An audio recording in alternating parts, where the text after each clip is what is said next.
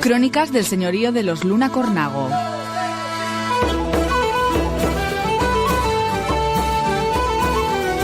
En el señorío de Cornago existen otra serie de localidades que fueron también pedanías y en las cuales también hay tradiciones, hay arte, hay patrimonio. Y voy a hablarte del Trujal de Sangre del Palacio del Marqués de Casatorre en la villa de Igea de Cornago. Un estudio realizado por un equipo de arqueología industrial del Instituto de Formación Profesional de Alfaro, entre sus autores había 2 igeanos que aportan documentación y aportan datos a este Trujal de Sangre, que son Juan Carlos Sáez de Guinoa y Manolo Martínez. El Trujal o molino de sangre se remonta a las mismas fechas en que lo fue el edificio del palacio. Se trata de una industria modélica de transformación de la aceituna en aceite.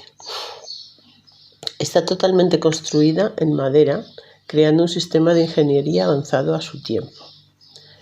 En la época en la que el Palacio del Marqués de Casatorre y el Trujal fueron construidos, la oliva, recogida en los olivares del término, debía de ser molturada rápidamente en uno de los 3 trujales hidráulicos que existían en Igea. 2 de ellos eran propiedad particular y el tercero propio del común de la villa. En este último, el turno de molienda se asignaba por sorteo y se corría el peligro de que si la aceituna estaba demasiado tiempo almacenada, parte de ésta se pudiera podrir, o sea, lo que se denomina arder, con lo que el perjuicio para el cosechero era claro. Como el marqués poseía una considerable producción de sus olivares, es lógico que, no deseando correr riesgos del sorteo o bien tener que abonar una maquilla excesiva a los trujaleros privados, decidiese construir su propio trujal. Claro, así no tenía que esperar turno. Desde luego, construir un trujal hidráulico en el siglo XVIII era muy costoso. Había que construir un canal, un edificio y dotarlo de maquinaria. Y además, al almacenar el aceite en las bodegas del palacio, no eliminaba el problema del acarreo.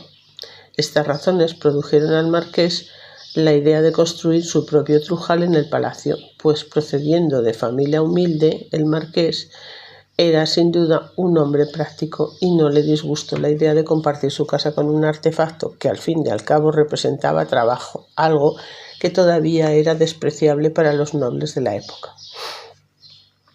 Un pequeño trujal de sangre o de tracción animal era la mejor solución. La máquina no ocupaba demasiado espacio, se prensaría el aceite junto a la bodega, eliminando el problema del transporte, y las caballerías necesarias para mover el ingenio serían alojadas en las cuadras contiguas. Con solo un solo molino quizá resultase lento. Se instaló definitivamente una máquina gemela que accionaba desde una única rueda motriz las piedras de sendos molinos.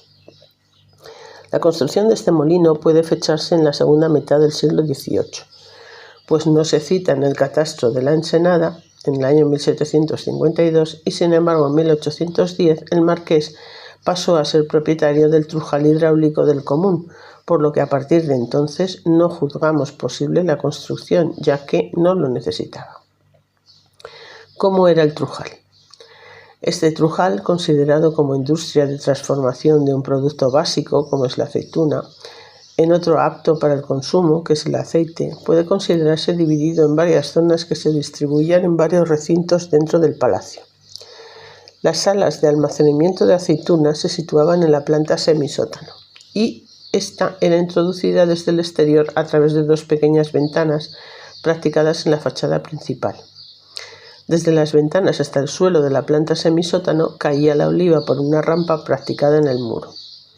En el suelo de la planta semisótano existían diversos agujeros practicados justo sobre los molinos, a través de los que caía la aceituna.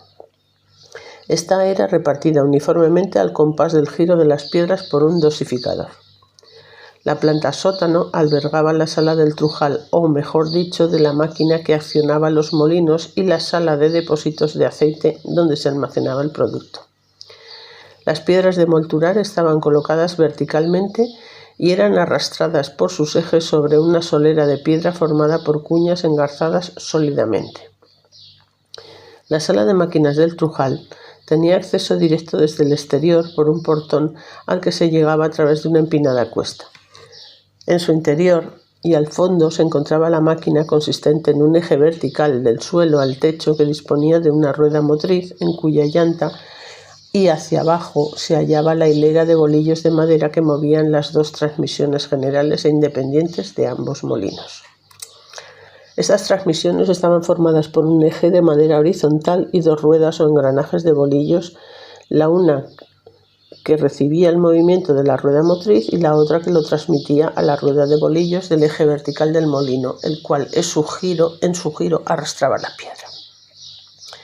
Las transmisiones y ruedas de accionamiento de los ejes de las piedras de los molinos estaban bajo el suelo de la sala interior de pequeñas galerías abovedadas practicadas para tal fin.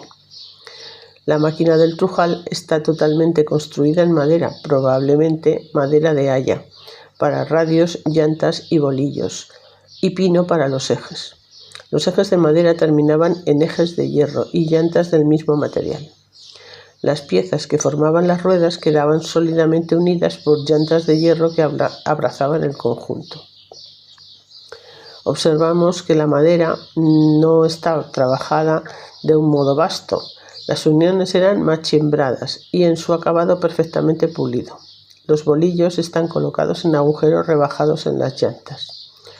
Los refuerzos para unir las llantas, radios y ejes eran de varilla de hierro de sección cuadrada que no se dejó lisa, sino revirada, logrando incluso un agradable efecto estético allí donde funcionalmente no era necesario.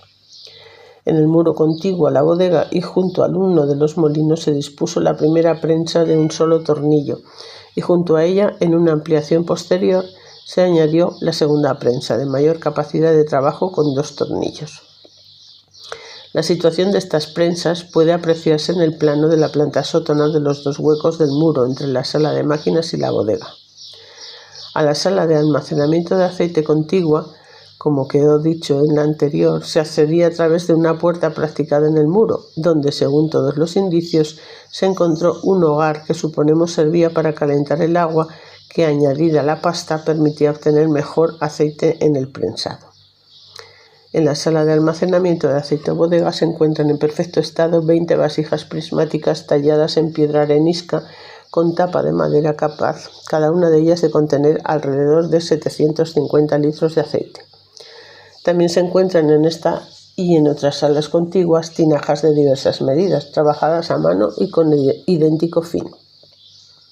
En la planta sótano se encuentran además 2 pequeños recintos que servían como cuadras para el ganado. ¿Cómo funcionaba el trujal? Pues era muy sencillo. 1 o 2 caballerías accionaban la rueda motriz principal, cuya llanta se movía al unísono con la caballería. La gran cantidad de bolillos engarzados con los de la rueda transmisora multiplicaban la velocidad de giro de esta, que a su vez, al transmitir el movimiento al eje del molino, era multiplicado nuevamente. De este modo hemos determinado, simplemente contando el número de bolillos, que por cada vuelta de caballería la piedra del molino rodaba alrededor de su eje 6 veces.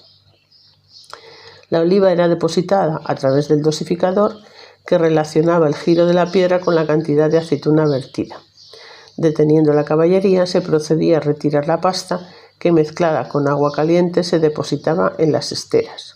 Se colocaban por capas en la prensa y eran empujadas y comprimidas por el husillo roscado. El aceite así obtenido sufría un decantado y el más fino se reservaba para el consumo.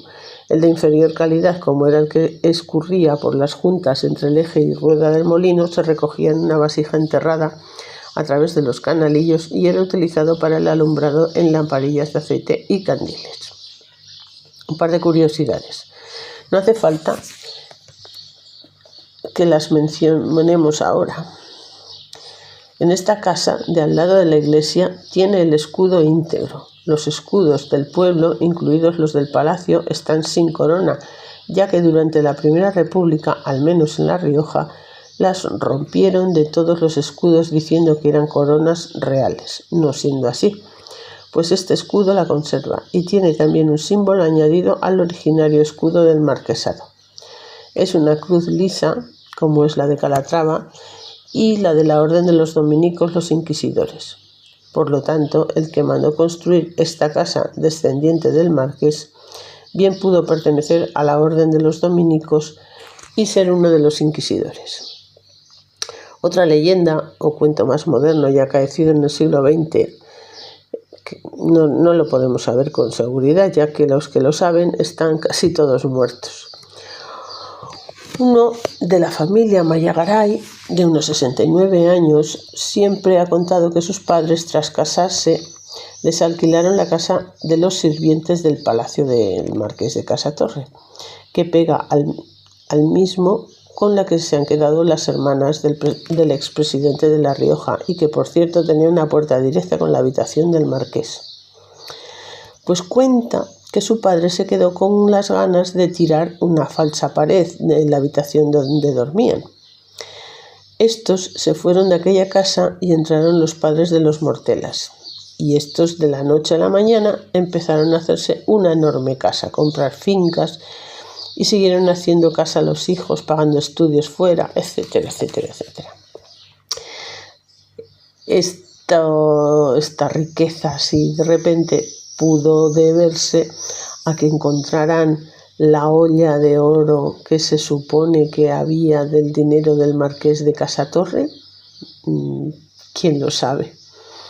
Pero bueno, ahí quedan los dichos y las leyendas urbanas que a veces siempre tienen su fundamento.